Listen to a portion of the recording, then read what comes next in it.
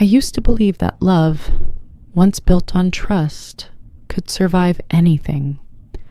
But life has a way of teaching you that some foundations can crack long before you even notice. Before we continue, take a second to subscribe to the channel and tell me in the comments what city you're watching from. I love seeing how far these stories travel, and I read more comments than you think. All right, let me take you back to the beginning. Let me explain. It started small, changes that didn't quite register at first. My first wife, let's call her Laura, had always been social, but lately she was spending more and more time on her phone and computer. She had started a new retail job at a boutique shop downtown called Silver Birch and Company, and was meeting new people there. I wanted to be supportive. She'd always been the one holding our family together while I jumped between jobs, just trying to keep us afloat. Then there's Mark.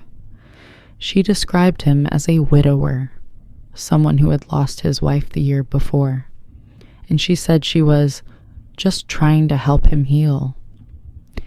At first, I didn't think much of it. Laura had always been kind-hearted, the sort of person who couldn't walk past someone crying without stopping to comfort them. But the way she spoke about him, it was different. She got this faraway look whenever his name came up, like her mind had traveled somewhere else, somewhere I wasn't invited. That's when the unease began to creep in, the kind that wakes you up in the middle of the night and steals your peace, even when nothing seems wrong. A few months later, a situation came up that in hindsight feels almost perfectly timed. My dad's 75th birthday was coming up, and I told Laura I wanted to fly out to Oregon to see him. She smiled and said, "Of course," but then gently nudged me to head out the week before instead. "It'll be better for you to spend more time with your cousins," she said. "You haven't seen them in years." It sounded reasonable, thoughtful even. But life has a funny way of letting warning bells ring just quietly enough for you to ignore them. I didn't realize until later that she had a reason for sending me away that particular week. It was the same weekend Mark was planning to visit our town for some business trip. I only knew this because Laura mentioned it passingly one night. Her voice soft, her expression glowing in a way I hadn't seen directed at me in a long time. And that look, God, that look stayed burned in my memory. It was the kind of look you can't fake, the kind that says something deeper has already started without permission. A few days later, she went out to run errands. I was home alone, still uneasy about everything. When I sat down at our shared computer to pay some bills, the browser opened to her email page. I didn't go looking for anything. I didn't even have a chance to think. The screen was already showing part of a message thread. I wish I'd just looked away. The first words that caught my eye were, "You are my honey." Then another line, "I truly love you, and it scares me that I'm falling for you. But as you can see, I'm doing nothing to stop myself." Every word felt like a knife I wasn't ready for. I remember sitting there staring at the screen, trying to understand how the woman I shared a home, a bed, and 2 beautiful children with could write something so tender to someone else. When she returned from the store, I waited until she walked through the door before I said a word.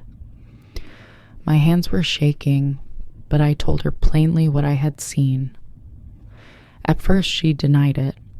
Then she tried to rationalize it. "I wanted someone who could make a decision," she said. Then, after a long silence, "His life was empty, and I was just trying to help him."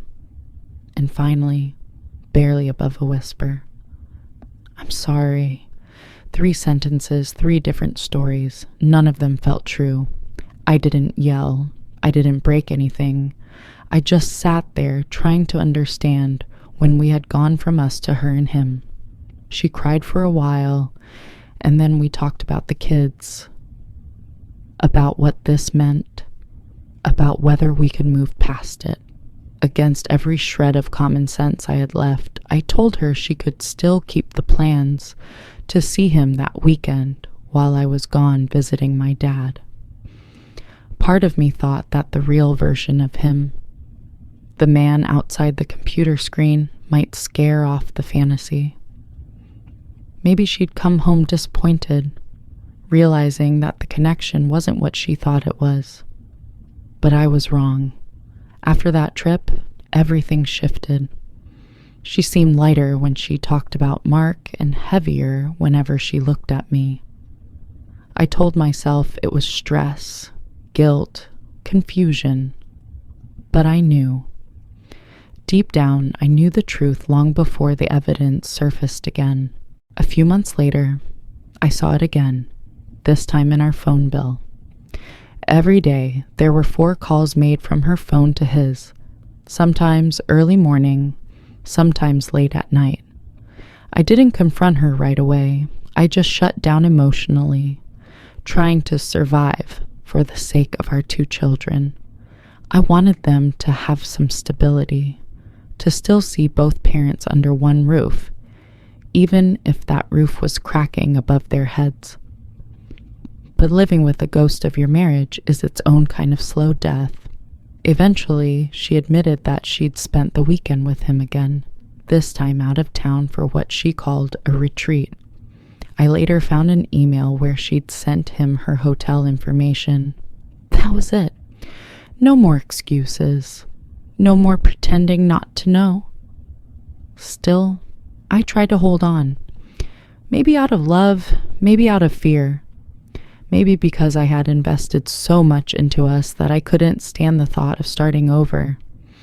But one night, she sat across from me at the dining table, our children asleep upstairs, and she said, "I can't do this anymore."